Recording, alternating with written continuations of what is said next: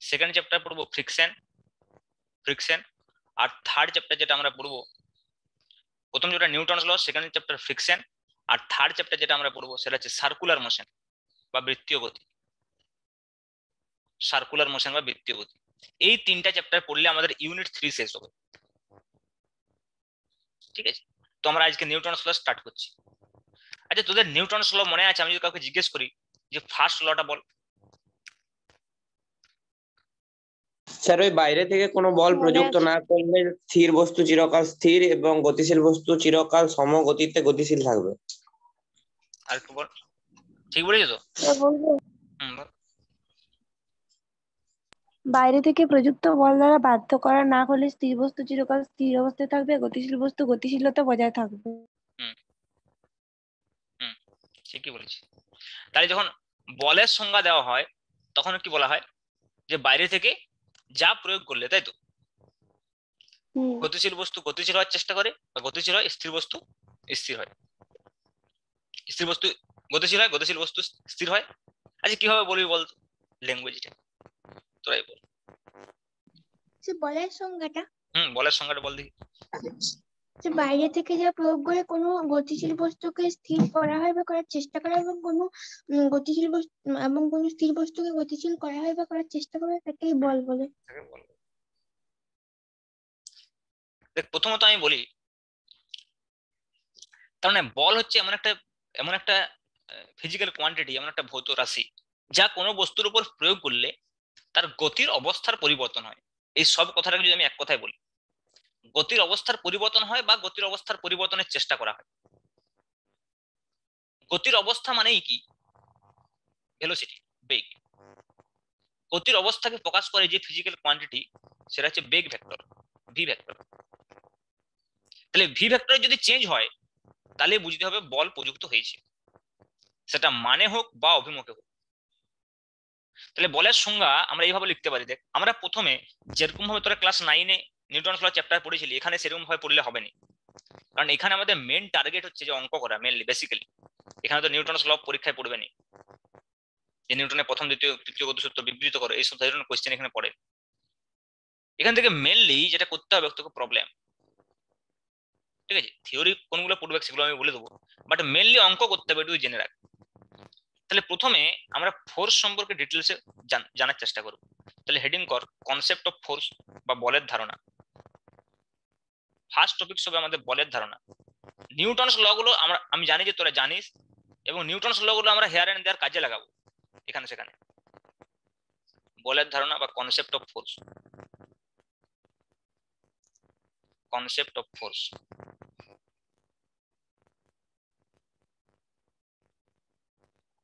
Concept of force, ঠিক আছে। তাহলে দেখ, প্রথমে আমি বলি যে আমরা যে ডেফিনেশনটা বলার চেষ্টা করছি, আমরা ডেফিনেশনটা যেরকম ভাবে তোরা পড়েছিল ওরকম ভাবে বলছি না, আমি অন্যভাবে ডিফাইন করছি, তোরা একটু লিখ। বাইরে থেকে যা প্রয়োগ করলে,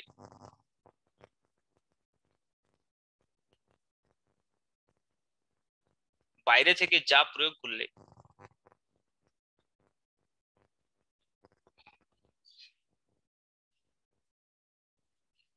বস্তুর গতির অবস্থার পরিবর্তন হয়। বস্তুর গতির অবস্থাকে ভি ভেক্টর দিয়ে প্রকাশ করা হয়, তাই ব্র্যাকেটে আমি ভি ভেক্টর লিখলাম।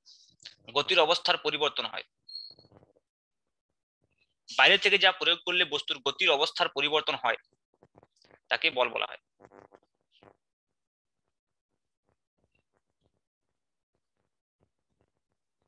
পরিবর্তন হয়,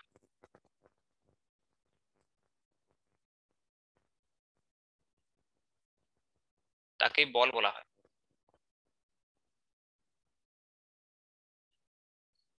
বলকে অবশ্যই এফ দিয়ে ডিনোট করা হয়, এফ ভেক্টর।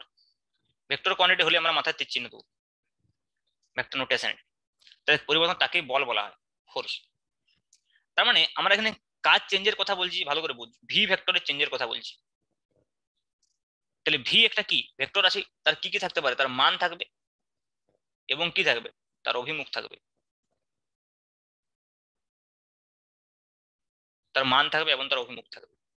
তাহলে ভি এর চেঞ্জ বলতে কি? বেগের পরিবর্তন মানে কি? মানেরও পরিবর্তন, অভিমুখেরও পরিবর্তন, শুধু মানের পরিবর্তন অথবা শুধু অভিমুখ।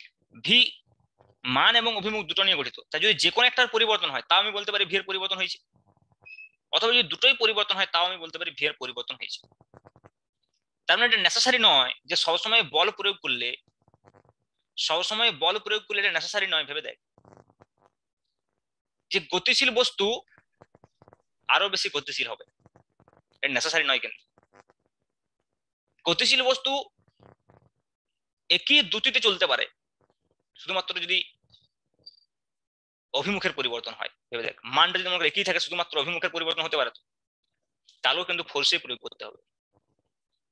ওই জন্য আমরা কি স্যার বলছি, হ্যাঁ বল। স্যার বলছিলাম মানটা বা অভিমুখটা যদি চেঞ্জ হয় তখন কি আর ভিটা ভেক্টর থাকবে? অবশ্যই। ভেক্টর মানে তো এমন নয় তার ডিরেকশনটা একই দিকে থাকবে সবসময়, ভেক্টর ডিরেকশন চেঞ্জ হতে পারে না, বেগের অভিমুখ পরিবর্তন হতেই পারে। কোনো বস্তু বেগ রাশিটা কি একমাত্র তখনই ডিফাইন যখন সরল রেখায় গতি, তা তো নয়। বক্ররেখায় গতি হলে কি তার বেগ থাকবে না? হ্যাঁ, কন্টিনিউয়াসলি তার বেগের পরিবর্তন হতে পারে অভিমুখের। একটা মনে করে কার্ভ পাথ বরাবর যদি কোনো একটা বস্তু যায় সাপোজ, তাদের বেগের অভিমুখ কন্টিনিউয়াসলি পরিবর্তন হবে। যে কোনো জায়গায় বেগের অভিমুখ কি করে পাবো আমরা? স্পর্শক অঙ্কন করতে হবে সেই জায়গাতে। যখন কোনো একটা বস্তু বৃত্তপথে ঘুরে তখন কি হয়? এর বেগ কন্টিনিউয়াসলি পরিবর্তন হয়, তাই? কিন্তু হতে পারে তো মানটা কি আছে, বেগের যে মান সেটা তো পরিবর্তন হয়নি, কিন্তু অভিমুখ কন্টিনিউয়াসলি পরিবর্তন হচ্ছে, তাতেও কিন্তু বল প্রযুক্ত হয়েছে বলা হয়। ওই জন্য আমি ডেফিনেশনটা এইভাবে লিখলাম, মোর কারেক্ট ডেফিনেশন এটাই।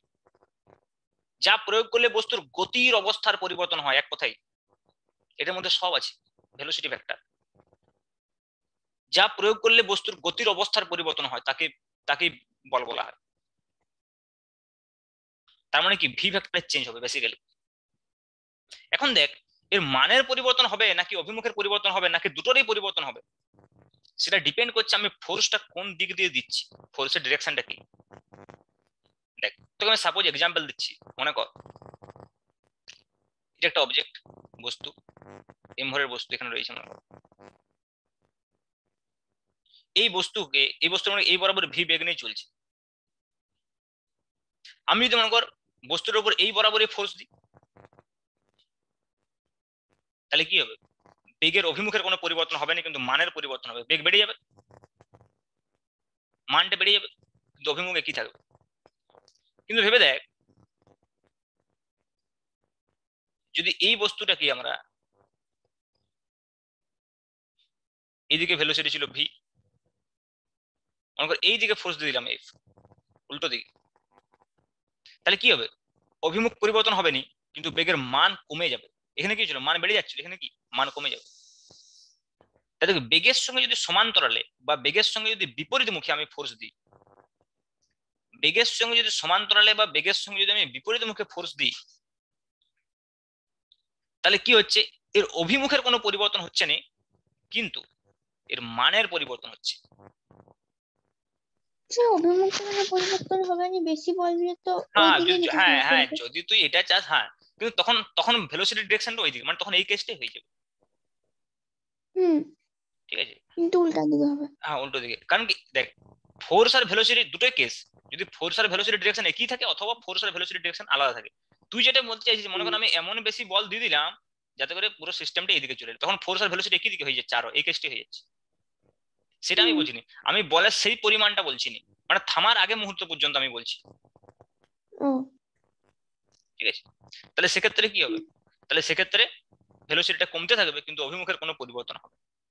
কিন্তু আমাদের কাছে এমন সিচুয়েশনও আছে, দেখ যেমন ধর একটা অবজেক্ট এই বরাবর ভি বেগে চলছিল, একে যদি আমি এই বরাবর এখন বল দিই, প্রযুক্ত বল লম্ব হবে, তাহলে কি হবে? বেগের মানটা কি থাকবে কিন্তু অভিমুখটা চেঞ্জ হয়ে যাবে। আবার যদি মনে কর এমন হয়, এটা আমরা আরো ডিসকাস করবো ইন ডিটেল, মনে কর যদি এইদিকে বেগ আছে আর ফোর্সটা আমি এই বরাবর দিলাম একটা নির্দিষ্ট কোণে, তাহলে কি হবে, মান এবং অভিমুখ দুটাই চেঞ্জ হবে। তাতে এতগুলো সিচুয়েশন আমাদের হতে পারে। শুধু তাই নয়, এই যে ফোর্সের সঙ্গে ভেলোসিটির যে অভিমুখটা বা ফোর্সের সঙ্গে ভেলোসিটির যে কোণটা, সেই কোণটার উপর ডিপেন্ড করে যে শুধুমাত্র এই কনক্লুশনটাই আমরা করতে পারবো বেগের মান এবং অভিমুখ পরিবর্তন হচ্ছে কি হচ্ছে না তা নয়, এর সঙ্গে এইটাও আমরা কনক্লুড করতে পারবো যে এই এই পার্টিকেলটার বা এই বস্তুটার ফিউচার পাথ কিরকম হবে, মানে এই বস্তুটা কোন পাথে যাবে, সেই পাথটা দেখতে কেমন হবে, সেই সঞ্চার পথটা কেমন হবে। যেমন আমরা প্রজেক্টাইল মোশন বা প্রাসের গতির সঞ্চার পথ বলেছিলাম অধিবৃত্তাকার, সেরকম এদের ক্ষেত্রে কোন জিওমেট্রিটা ফলো করবে, কখন হবে সরল রৈখিক, কখন হবে বৃত্তাকার, কখনো হবে কুণ্ডলীকৃত হেলিক্যাল।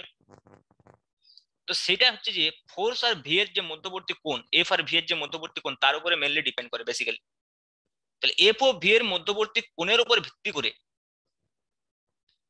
বস্তুর যে গতিপথ সেটা বিভিন্ন রকম হতে পারে। সেটা কি কি হতে পারে আমরা সেটা এবারে ডিসকাস করব। তাহলে নেক্সট টপিক সেটিং কর।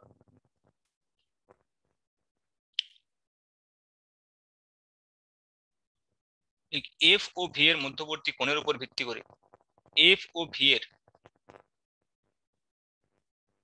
মধ্যবর্তী কোণের উপর ভিত্তি করে বিভিন্ন গতিপথ।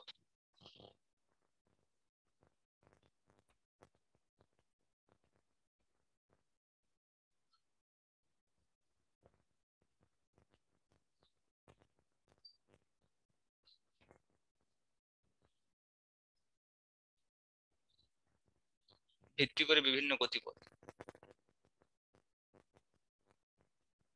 এফ ও ভি এর মধ্যবর্তী কোণের উপর ভিত্তি করে বিভিন্ন গতিপথ।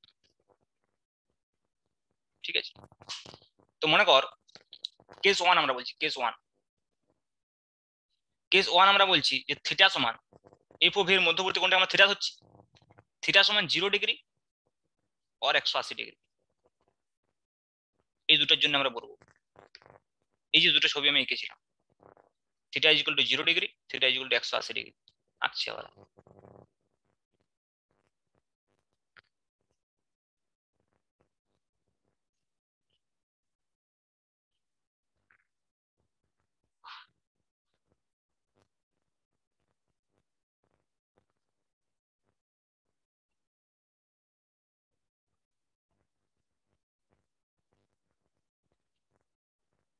ছবিগুলো আঁক তোরা।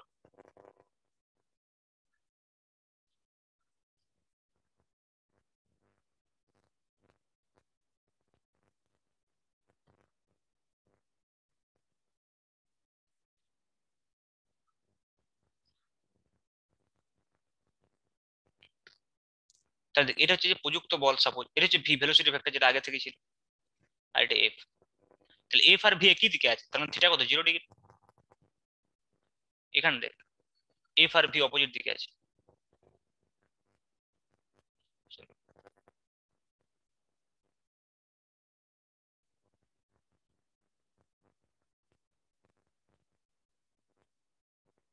এটা এফ, তাহলে এফ আর ভি অপোজিট দিকে আছে, তাহলে থিটা কত 180 ডিগ্রি।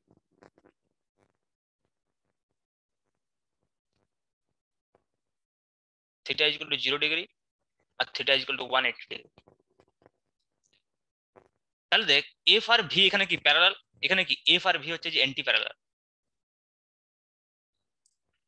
তাহলে এই ক্ষেত্রে কেসটা কি হচ্ছে, দেখ পার্টিকেলটার কি ভেলোসিটির কোনো অভিমুখ পরিবর্তন হচ্ছে না। আমরা কি ডিসকাস করলাম একটু আগে, যে বেগের যে অভিমুখ সেটা কোনো পরিবর্তন হচ্ছে না, কেবলমাত্র মানটা পরিবর্তন হচ্ছে। তাহলে তাই যদি হয় তাহলে এর ফিউচার পাথ কিরকম হবে, বেগের যদি অভিমুখ না পরিবর্তন হয় তাহলে কিরকম হবে গতিপথ বল। যেরকম আছে সেরকমই চলতে সেরকমই থাকবে। থাকবে, মানে সরল রৈখিক হবে, সরল রৈখিক। তাহলে এই ক্ষেত্রে গতিপথ সরল রৈখিক, তাহলে এক্ষেত্রে গতিপথ হবে সরল রৈখিক, গতিপথ হবে সরল রৈখিক। এবং এখানে একটা কথা খেয়াল রাখবি, সেটা হচ্ছে যে এই যে ফোর্সটা কন্টিনিউয়াসলি দিতে হবে, একবার দিয়ে ছেড়ে দিলে হবে না। যতক্ষণ বস্তুটার গতি থাকবে ততক্ষণ অবধি ফোর্সটা 0 ডিগ্রি কোণে কাজ করবে, বা ততক্ষণ অবধি ফোর্সটা 180 ডিগ্রি কোণে কাজ করবে। এবং এখানে এই এফ ছাড়া আর অন্য কোনো ফোর্সের এক্সিস্টেন্স আছে বলে ধরা হচ্ছে না। কারণ যদি আরো অন্য কোনো ফোর্স থাকে, সাপোজ ধর আমি যদি গ্র্যাভিটেশনাল ফোর্সকে ধরি বা আদার্স অন্য কোনো ফোর্সকে ধরি আছে, তাহলে সেও তো তার প্রভাব খাটাবে বস্তুটার উপরে, তখন তার গতিপথটা এরকম থাকবে না, আলাদা হয়ে। তাহলে এখানে আমি কেস এই যে কথাটা আমি বলছি সেক্ষেত্রে যে প্রযোজ্য শুধুমাত্র যে ফোর্স, অনলি ফোর্স হচ্ছে সেটা applied force, only F. Sir কিন্তু বাকি ফোর্স গুলো তো আছে, যেমন হ্যাঁ। ঘর্ষণ বলটা আর অভিকর্ষজ বলটা। হ্যাঁ বলগুলো আছে, তাহলে ওই বলগুলো ধরলে এই পাথটা হবে না, অন্য পাথ হবে। কারণ দেখ বস্তুটার গতি মেনলি ফাইনালি আলটিমেট গতি নির্ভর করবে কিসের উপরে? নেট ফোর্সের উপরে। একটা বস্তুর উপর তুই মনে কর তুই এখানে দাঁড়িয়ে আছিস, ভেবে দেখ তুই মনে কর এখানে দাঁড়িয়ে আছিস সাপোজ, এবার মনে কর তোকে এই দিক থেকে একজন ফোর্স দিচ্ছে, এই দিক থেকে একজন ফোর্স দিচ্ছে, তা তুই এইদিকে যাবি। এবারে কেউ যদি এই দিক থেকেও ফোর্স দিয়ে দেয় মনে কর, তখন কি এইদিকে যাবি? ডিপেন্ড করছে তো কোন ফোর্সটা বেশি কোন ফোর্সটা কম, তার উপরে কোন দিকে যাবি। তার মানে কোনো একটা বস্তুর উপরে প্রযুক্ত নেট ফোর্সের উপরে ডিপেন্ড করছে, নেট ফোর্সের উপর ডিপেন্ড করছে যে বস্তুটার গতি কোন দিকে হবে। এইবারে মনে কর আমি যদি এজিউম করি, আমি যদি ধরে নিই যে এই দিকে যে দুজন তোকে ফোর্স দিচ্ছিল তারা এখন দেয় না, চুপচাপ দাঁড়িয়ে আছে, তাই তুই এইদিকেই যাবি। তার মানে এই ফোর্সটাকে এই মুহূর্তে আমি কনসিডার করছি না, কারণ দেখ একসঙ্গে সবগুলো পড়া যাবে না। তার কারণ দেখ আমরা নিউটনস ল যখন পড়ছি আমাদের তো এখনো ঘর্ষণ পড়া হয়নি, তাহলে তুই কি করে ঘর্ষণ ফোর্স বলে দিলে বুঝতে পারবি না। আমরা নিউটনস ল চ্যাপ্টারে ওই জন্য ঘর্ষণ বলটা আমরা নেই ধরে নেবো যে সারফেস গুলো খুবই মসৃণ, ঠিক আছে। আর দেখ বস্তুর গতির উপরে এই ক্ষেত্রে অন্তত অভিকর্ষজ বল কোনো কাজ করবে না। কেন বলতে? কারণ এটা লম্ব ভাবে আছে, অভিকর্ষ বল কোন দিকে আছে? এইদিকে, এমজি। তাহলে এমজির এই দিকে কোনো উপাংশ নেই। কিন্তু যেমন তুই যদি বলিস একটা বস্তুকে উপর দিকে যদি ছুঁড়ে দিই সাপোজ, তাহলে কেমন গতিবেগ হলো? তার এরকম পার্শ্বের গতিবেগ হলো। কেন? এখানে কে মেন বল কে ছিল? এমজি। তাহলে বুঝতে পারছিস যে সবগুলোকে একসঙ্গে পড়া সম্ভব নয়, স্টেপ ওয়াইজ আমরা পড়ছি, তারপরে সবকে একসঙ্গে ইনভলভ করবো। যেমন এইখানে আমরা যে যে বলগুলো পড়বো সেগুলো আমি সব বলবো আস্তে আস্তে, যে কি কি বল আছে, কোন চ্যাপ্টারে কোনটা পড়া হবে সব বলবো। কারণ দেখ যতক্ষণ আমরা ঘর্ষণ পড়ছি ততক্ষণ তো আমরা ঘর্ষণ বলের ক্যারেক্টারিস্টিক জানিনি, তাহলে এখানে ইনভলভ করলে আমরা পারবো না। যখন ঘর্ষণ পড়বো তখন এটাও পড়বো আবার ওটাও পড়বো, ঠিক আছে। আবার যখন বৃত্তীয় গতি পড়বো তখন ঘূর্ণন ইফেক্টও দেখবো। এখানে আমরা ঘূর্ণন ইফেক্ট দেখবো, আমরা এখানে ধরে নেবো সব বস্তু পিছলিয়ে যাচ্ছে।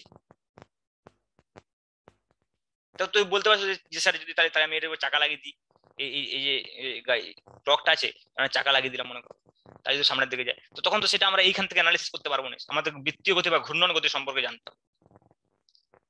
তাহলে এইখানে আমি বলছি, আমি যে কেসটা এখানে ডিসকাস করছি সেই কেসটাতে এই যে কথাটা আমরা বলছি এক্ষেত্রে বস্তুর গতিপথ হবে সরলরৈখিক, সেটা তখনই পসিবল যদি only force present in the system is capital A, শুধুমাত্র ক্যাপিটাল এপি সিস্টেমের মধ্যে প্রেজেন্ট থাকে এবং সেটা কন্টিনিউয়াসলি দিতে হবে,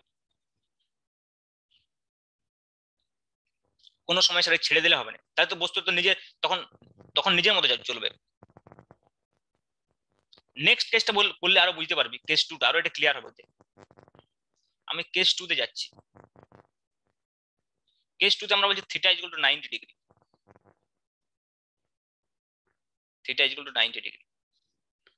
দেখ থিটা ইকুয়াল যদি 90 ডিগ্রি হয় তাহলে কি রকম হবে?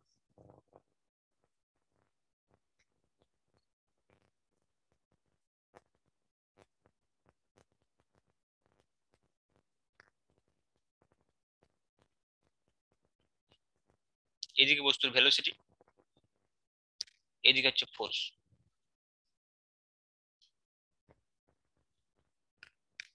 তুই বলতে পারি বস্তুর গতিপথ কিরকম হবে? যাতে করে সবসময় ভেলোসিটির সঙ্গে ফোর্স পারপেন্ডিকুলার থাকে, প্রত্যেক মুহূর্তে পারপেন্ডিকুলার থাকে। কখন এটা পসিবল? যদি কোনটা বৃত্তীয় গতিতে ঘুরে। দেখ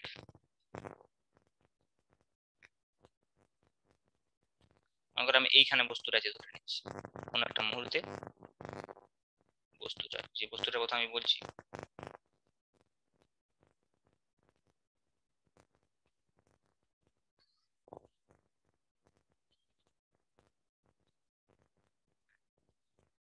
এরকম জায়গায়, তাহলে এর ভেলোসিটি কোন দিকে? স্পর্শক বরাবর। এই মুহূর্তে এর উপর প্রযুক্ত বল কোন দিকে হবে বলতে? কেন্দ্র বরাবর। তাহলে কত হচ্ছে এফ আর ভি এর মধ্যবর্তী কোণ 90 ডিগ্রি। তুই যে কোনো একটা জায়গা চুজ করে নে, এইখানে মনে করেন হচ্ছে এইখানটাতে যে কোনো পজিশন চুজ করে, পার্টিকেলটা মনে কর যখন এইখানে আছে সাপোজ ভাব, এই বরাবর কত হবে ভেলোসিটি ভি স্পর্শক বরাবর, আর ফোর্স কোন দিকে হবে? এটা একমাত্র বৃত্তীয় গতি হলেই সম্ভব যে যে কোনো মুহূর্তে তার যে ভেলোসিটি এবং তার যে ফোর্সের ডিরেকশন সেটা লম্ব যে কোনো পয়েন্টে। তার মানে কি প্রত্যেক মুহূর্তে কোনো একটা বস্তুকে যদি তুই তার বেগের সঙ্গে 90 ডিগ্রি কোণে বল দিতে পারিস তাহলে বস্তুটা কিসে ঘুরবে? বৃত্তীয় গতিতে ঘুরবে। একটা রিয়েলিস্টিক এক্সাম্পল তোকে আমি দিতে পারি। তো ছোটবেলায় হয়তো খেলেওছিস অনেকে, যে একটা সুতো বড় সুতোর মাথায় একটা তোর পাথরকে বেঁধে দিলি, দিয়ে আঙ্গুলে বেঁধে এরকম করে ঘুরাস, আঙ্গুলে মনে কর পাথরটাকে সুতো একটা প্রান্ত বাঁধলি আর একটা প্রান্ত পাথর বাঁধলি, দিয়ে আঙ্গুলটাকে এমনি এমনি করে দিয়ে পাথরটা ঘুরাস, ওটা বৃত্তীয় পথে ঘুরতে থাকে, এরকম সার্কুলার মোশন হয়। তো দেখবি ওই সার্কুলার মোশনটার ক্ষেত্রে যদি সুতোটা কোনো সময় ছিঁড়ে যায় না, তাহলে বস্তুটা স্পর্শক বরাবর সোজা বেরিয়ে চলে যায়। মানে আমি বলতে চাইছি ব্যাপারটা যে এইখানে মনে কর আমি একটা এরকম একটা বৃত্তীয় গতিতে তুই ঘোরাতে চাইছিস, তো এরকম একটা সুতোকে বেঁধে দিয়েছিস, এখানে তোর আঙুলটা আছে, দিয়ে ভাবে ঘোরাচ্ছিস, তাহলে কি যে কোনো মুহূর্তে কি হচ্ছে বলতে বস্তুটার যে বেগ আছে সেটা তো স্পর্শক বরাবর আছে, আর তুই সুতোর দ্বারা এদিকে একটা টান বল দিচ্ছিস, সবসময় ভেতর দিকে একটা টান বল দিচ্ছিস, তোর আঙুলে বাঁধা আছে মানে কি সবসময় টান বল ভেতর দিয়ে কাজ করছে, সেটা কি বেগের সঙ্গে সবসময় 90 ডিগ্রি কোণে, সবসময় পারপেন্ডিকুলার টু ভি অলওয়েজ। তাহলে F vector always perpendicular to V. ওই জন্য কি হচ্ছে কোনো মুহূর্তে যদি ছিঁড়ে যায় তাহলে কি বলটা জিরো হয়ে যাচ্ছে ভেতর দিকে, তাহলে তখন কি ভেলোসিটিটা সেই মুহূর্তে কোন দিকে থাকছে? স্পর্শক বরাবর থাকছে, তাহলে স্পর্শক বরাবর বেরিয়ে চলে যাবে পার্টিকেলটা। এইবারে দেখ তুই যদি বিষয়টা খুব ভালো করে লক্ষ্য করিস, সিচুয়েশনটা যদি কোনোদিন এটা করেছিস, নাহলে বাড়িতে গিয়ে করতে পারিস, বাড়িতে আছো ক্লাস শেষের পরে করতে পারিস, দেখবি যে পার্টিকেলটা ঘুরবে না বৃত্তপথে ওটা এক্স্যাক্টলি একদম স্ট্রেট বৃত্তপথে ঘুরবে না, একটু নিচের দিকে ঝুলে থাকবে, দিয়ে এইভাবে ঘুরবে দেখবি। মানে এক্স্যাক্ট যে হরাইজন্টাল সার্কেল, যেটা মানে অনুভূমিকের সঙ্গে সমান্তরাল যে বৃত্তপথ, সেটা তুই করতে পারবি না। কেন বল দেখি? বল, একটু আগে যে কোশ্চেন করছিলি সে বুঝতে পারছিস? কারণ এখানে এমজি ফোর্স আছে, গ্র্যাভিটেশনাল ফোর্স আছে নিচে দিয়ে, ত্বরণটা কাজে হয়ে হচ্ছে। নিচের দিকে অভিকর্ষ ত্বরণ আছে, অভিকর্ষ বল আছে, তাহলে নিচের দিকে নামাতে চাইছে। কিন্তু যদি আমি অভিকর্ষ বলটাকে ইগনোর করি, যদি আমি মনে করি যে অভিকর্ষ বল নেই বা কোনো অভিকর্ষহীন স্থানে এটা করি, তাহলে কি একদম ফ্ল্যাট সার্কেলে ঘুরবে। ওই জন্য আমরা বলতে চাইছি যে আমরা এখানে যে শেপটার কথা বলছি, অবজেক্টের যে গতিপথের কথা বলছি বা যে শেপটার কথা বলছি, সেই শেপটা তখনই সম্ভব যখন যে ফোর্সটা এখানে ইনভলভ আছে আমি ভাবছি অনলি সেই ফোর্স গুলোই থাকবে। আদার্স কোনো বাইরের ফোর্স যদি আমরা কনসিডার করি, তাহলে আমি যে গতিপথটার কথা বলছি সেই গতিপথটা হবে না। সেই গতিপথটা কেমন হবে সেটা ডিপেন্ড করছে ওই ফোর্সটার আর যে ফোর্সটা দেওয়া হয়েছে তাদের লব্ধি বলটা কিরকম হচ্ছে। তাহলে সেটা আমাদের এখানে ডিসকাশনের বিষয় নয়। তাহলে এখানে লিখ, এক্ষেত্রে গতিপথ হবে বৃত্তাকার। এক্ষেত্রে গতিপথ হবে বৃত্তাকার।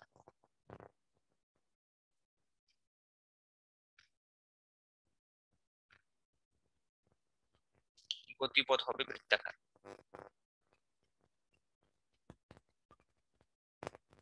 ক্লিয়ার ব্যাপারটা? কোনো কনফিউশন থাকলে আমাকে জিজ্ঞেস করতে পারিস কোশ্চেন।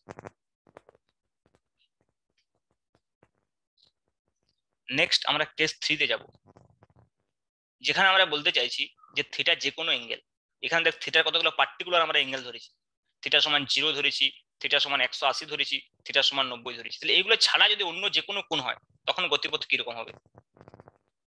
তাহলে কেস 3,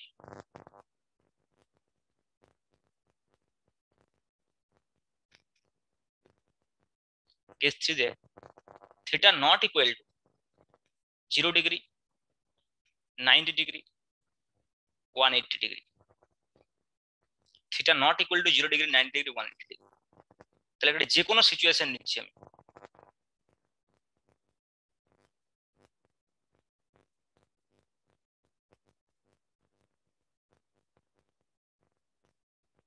যে কোনো সিচুয়েশন মনে করো আমি নিলাম।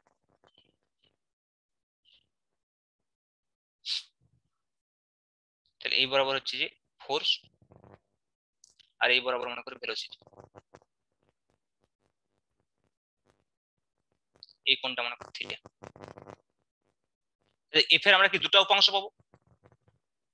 যদি একটা নির্দিষ্ট কোণে আছে এফ, তাহলে এফ এর এই দিকের উপাংশ, এই দিকের উপাংশ হয়ে যাবে এফ সাইন থিটা, আর এই দিকের উপাংশ হয়ে যাবে F cos theta, F cos theta. তাহলে তুই ভেবে দেখ, এফ কস থিটা কি করতে চাইবে? বেগটাকে বাড়াতে চাইবে, কারণ এফ কস থিটা এদিকে আছে, বেগের দিকে আছে। আর এফ সাইন থিটা কি করতে চাইবে? বেগকে অভিমুখটা পরিবর্তন করতে চাইবে, মানে বৃত্ত পথে ঘোরাতে চাইবে। এফ সাইন থিটা বেগের সঙ্গে কি পারপেন্ডিকুলার আছে না, লম্ব আছে। আমরা কি বললাম যে বেগের সঙ্গে যদি লম্ব থাকে তাহলে বৃত্ত পথে ঘোরাতে চাইছে। তাহলে এইখানে আসলে কেস 1 কেস 2 দুটো একসঙ্গে উপস্থিত আছে। কেস 2টা কখন হচ্ছে? যখন এফ সাইন থিটা ভি এর সঙ্গে লম্ব, আর কেস 1 কখন হচ্ছে? যখন এফ কস থিটা ভি এর দিকে আছে। তার মানে কোণাটা একই সঙ্গে বৃত্তীয় পথে ঘুরবে এবং সরলরৈখিক পথেও যাবে। দুটো কেস একসঙ্গে ঘটবে, কেস 1 আর কেস 2। তার মানে কি হবে বল দেখি? বৃত্তীয় সরলরেখা একসঙ্গে, হ্যাঁ। তার মানে কিরকম গতিপথটা হবে দেখ, যে এফ সাইন থিটার জন্য কোণাটা এরকম বৃত্ত পথে ঘুরতে চাইবে, সেই মুহূর্তে কি করবে? এফ কস থিটা আবার একে সামনের দিকে নিয়ে চলে যেতে চাইবে, আবার এফ সাইন থিটা বৃত্ত পথে ঘোরাতে চাইবে, এফ কস থিটা আবার বৃত্তটা এরকম ভাবে সরে সরে যাবে। এফ সাইন থিটা কি করতে চাইবে? বৃত্ত পথে ঘোরাতে চাইবে, কিন্তু এফ কস থিটা সামনের দিকে টেনে নেবে। আবার এফ সাইন থিটা বৃত্ত পথে ঘোরাতে চাইবে, এফ কস থিটা সামনের দিকে টেনে নেবে। কন্টিনিউয়াসলি এরকম ভাবে একটা পাথ তৈরি হবে, কন্টিনিউয়াসলি। তাহলে এই যে পাথটা, এটাকে বলা হয় হেলিক্যাল পাথ বা কুণ্ডলীকৃত, হেলিক্যাল পাথ বলা হয়, কুণ্ডলীকৃত পাথ। স্প্রিং এর মতো দেখতে কিছুটা। স্প্রিং যেমন হয় না, গুটানো থাকে স্প্রিংটা, একটা করে সার্কেল থাকে, বৃত্ত থেকে আবার একটু সামনের দিকে এগিয়ে যায়, আবার সার্কেল থেকে আবার সামনের দিকে এগিয়ে যায়, ঠিক স্প্রিং এর মতো গতিটা হবে। এটাকে হেলিক্যাল বলা হয়, হেলিক্স। এই জিওমেট্রিটার নাম হচ্ছে হেলিক্স।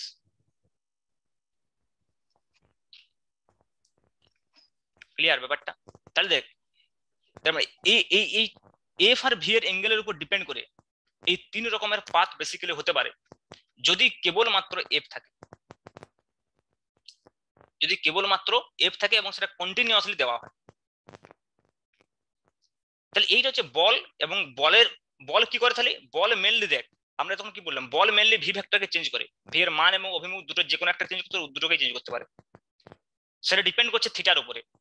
আবার তার উপরে ডিপেন্ড করে এটাও ডিসাইড করা যাচ্ছে যে কোনটার ফিউচার পাথ কিরকম হবে, পার্টিকেলটার গতিপথ কিরকম হবে।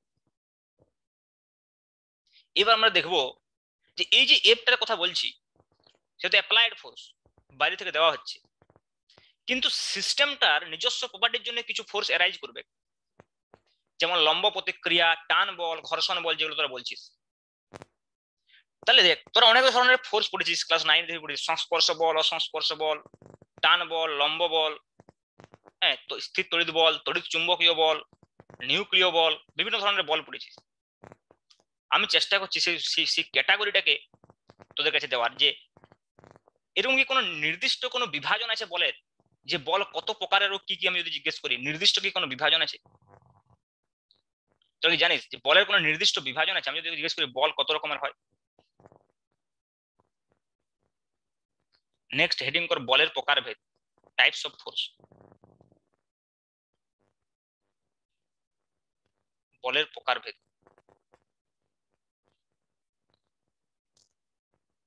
দেখ, তোদেরকে আমি বলে দিই যে বল হচ্ছে বেসিক্যালি 4 রকমের। ইন জেনারেল প্রকৃতিতে বল 4 রকমের হয়, যদি আমরা এই চ্যাপ্টারে ওই বলগুলো নিয়ে তেমন ডিসকাস করবো না, কিন্তু ইন জেনারেল যদি বলিস যে ইউনিভার্সে কত রকমের বল আছে, ইউনিভার্সে মোট 4 রকমের বল আছে। দেখ, 4 টাইপস অফ ইন্টারাকশন বলা হয়, popularly known as 4 types of interaction. 4 রকমের বল আছে, কি কি দেখ। নাম্বার 1, মহাকর্ষ বল, এটাকে বলা হয় গ্রেভিটেশনাল ফোর্স।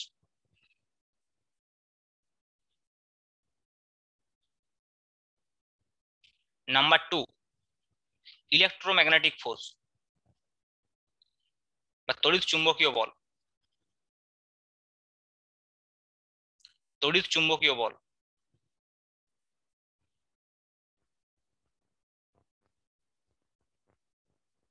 নাম্বার 3 স্ট্রং ফোর্স বা শক্তিশালী বল।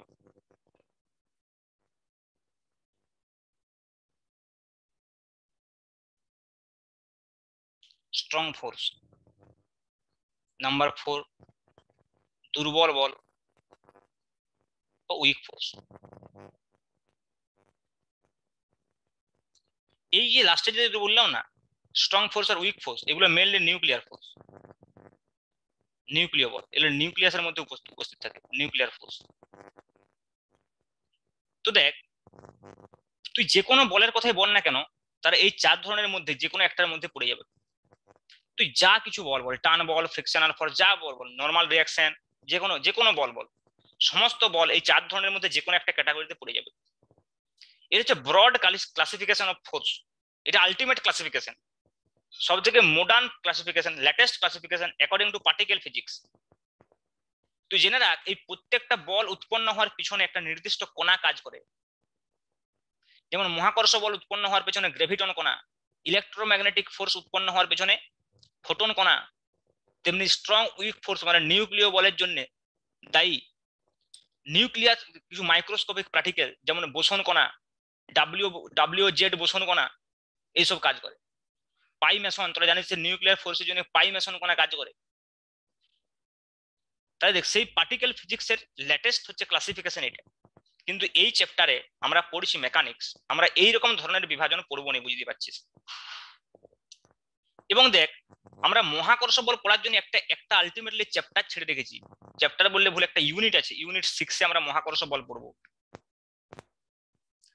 আমরা ইলেকট্রোম্যাগনেটিক ফোর্স পড়বো পুরো 12 জুড়ে। ইলেকট্রোস্ট্যাটিক্স, ম্যাগনেটোস্ট্যাটিক্স আলাদা আছে। আর নিউক্লিয়ার ফোর্স সম্পর্কে পড়বো অবশ্যই ক্লাস 12 এর নিউক্লিয়ার ফিজিক্স বলে একটা চ্যাপ্টার আছে। তাহলে কোশ্চেন হবে, এই চ্যাপ্টারে আমরা কি পড়বো? এই চ্যাপ্টারে যে বলগুলো পড়বো তারা কেউ হয়তো মহাকর্ষ বলের অন্তর্গত, কেউ হয়তো ইলেকট্রোম্যাগনেটিক ফোর্সের অন্তর্গত বেসিক্যালি। যেমন তোকে যদি আমি এক্সাম্পল দিই, এমজি ফোর্সটা কি ফোর্স? মহাকর্ষ বল। আমরা যদি তোকে এক্সাম্পল দিই লম্ব প্রতিক্রিয়া, তোরা হয়তো এগুলোর সঙ্গে একটু আধটু পরিচয় আছিস, আমি ডিটেলস বলবো। যে একটা বস্তু আমাকে স্মল এম ভরের বস্তু যদি এদিকে এমজি ফোর্স দেয়, তাহলে এদিকে তার নর্মাল রিয়াকশন এন দিবে। তাহলে এই যে রিয়াকশন ফোর্স এন, এটা হচ্ছে ইলেকট্রোম্যাগনেটিক ফোর্স, তড়িৎ চুম্বকীয় বল। এই যে টান বল, মনে কর একটা বস্তু, একটা সুতোকে মনে কর এইভাবে টান টান করে বাঁধা অবস্থায় আছে, বা দুজনে মনে কর দড়ি টানাটানি খেলা একটা সুতোকে টানছে এইভাবে, তাহলে সেখানেও টান বল উৎপন্ন হয়। এই টান বল হচ্ছে ইলেকট্রোম্যাগনেটিক ফোর্স। কেন এই টান বল ইলেকট্রোম্যাগনেটিক ফোর্স, কেন নর্মাল রিয়াকশন ইলেকট্রোম্যাগনেটিক ফোর্স, আমি নেক্সট ক্লাসে অবশ্যই বলবো যখন এগুলা নিয়ে ডিসকাস করব।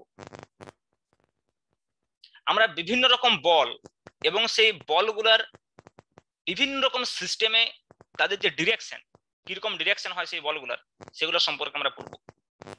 এবং আগে থেকে আমরা সেগুলো জেনে রাখবো। অঙ্কে যখন এরাইজ করবে বিভিন্ন প্রবলেমে, সবচাইতে মোস্ট ইম্পর্টেন্ট বিষয় হচ্ছে এই চ্যাপ্টারের অঙ্ক করার ক্ষেত্রে যে আমাকে সিস্টেমটাকে অবজার্ভ করতে হবে, যে সিস্টেমটার উপরে কি কি বল কাজ করছে। কাজে তুই যদি সমস্ত রকমের বল সম্পর্কে আইডিয়া না থাকে, তুই সিস্টেমটা দেখে বুঝতে পারবি না যে সিস্টেমটার মধ্যে কি বল কাজ করছে। একটা ডায়াগ্রাম আঁকা থাকলে সেখান থেকে বুঝতে হবে কি বল কাজ করছে। তো সেটাই আমরা বেসিক ফান্ডামেন্টাল গুলো ক্লিয়ার করছি, ঠিক আছে? তোদের বইতে দেখবি এই চ্যাপ্টারটা এরকম ভাবে পড়ানো নেই, জাস্ট যেমন তোরা ক্লাস 9-এ পড়েছিলি first law, second law, third law দিয়ে অ্যানালিসিস করেছে, কিন্তু আমাদের ওইভাবে পড়লে চলবে। এবং এই চ্যাপ্টারটা খুবই ইম্পর্টেন্ট, কারণ ডায়নামিক্স এর এটা প্রথম চ্যাপ্টার। বাকি সব চ্যাপ্টারে যে অঙ্ক করার পদ্ধতি একদম সিমিলার পাবি, ঠিক আছে? ঠিক আছে, তাহলে আজকে থাক। নেক্সট দিন আমরা বিভিন্ন রকমের বল পড়বো এবং সেই বলগুলোর বিভিন্ন ডিরেকশন পড়বো এবং কিভাবে সেই বলগুলোকে ইউজ করে নিউটনস ল থেকে অঙ্ক করা যাবে সেটা দেখব। এখানে নিউটনস ল বলতে mainly F equal to M S, second law এর কথা বলছি আমি। ফার্স্ট ল থার্ড ল তো সবসময় ইউজ হচ্ছে। প্রথমে আমি বলের সংজ্ঞা বলেছি ফার্স্ট ল থেকে, এই যে বলছি এইদিকে এন এদিকে এমজি, অ্যাকশন রিয়াকশন, টান বল, এগুলো সব থার্ড ল এর অ্যাপ্লিকেশন হবে। কিন্তু মেনলি অঙ্ক করতে হবে সেকেন্ড ল থেকে, এবং মোস্ট সিম্পল ইকুয়েশন কিন্তু অনেক complicated application. AP equal to M A equation থেকে অনেক সিম্পল মনে হচ্ছে, কিন্তু